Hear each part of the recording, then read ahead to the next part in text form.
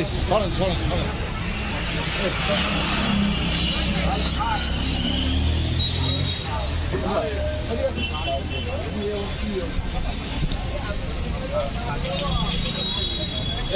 কি বলার করছে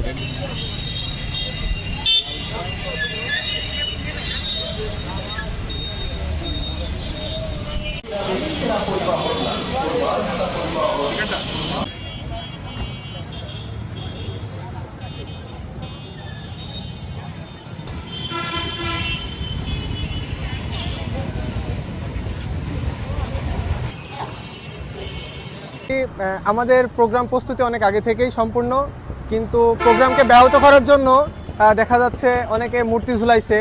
একটু আগে দেখলাম যে বোমা সাদৃশ্য বস্তু এখানে রাখছে।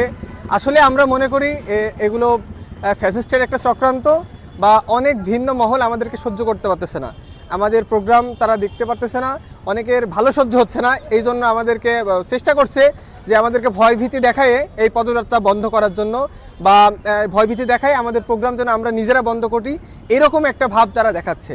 আসলে আমাদেরকে এগুলো দিয়ে কোনোভাবেই আমাদের প্রোগ্রাম বন্ধ করা যাবে না, বা আমরা এইভাবে কোনোভাবেই এগুলোতে আসলে ভয়ভীতি পাওয়ার কোনো কারণ নাই। আমরা এখন এই যে বিএসপির এক ভাই আইসি দেখে আমাকে জিজ্ঞেস করলো কি এটা, বললো এই যে কে তুই কি জানিনি ব্যাগ পইরা ব্যাগে ভিতরে কি ছিল আমি দেখিনি, তবে বালি আর এই সাগার ভিতরে একটা লাল টেপ মতো দেখা গেল। এই পূর্ব নির্ধারিত জুলাই পদযাত্রা এবং পথসভা গাংনীতে হবে, এ বিষয়ে কোনো দ্বিমত নেই, কোনো কনফিউশন নেই। এবং আপনারা দেখবেন যে ঠিক বিকেল থেকেই এই পুরো জায়গাটা লোকে লোকারণ্য হয়ে যাবে। প্রিপারেশন সম্পন্ন করেছি।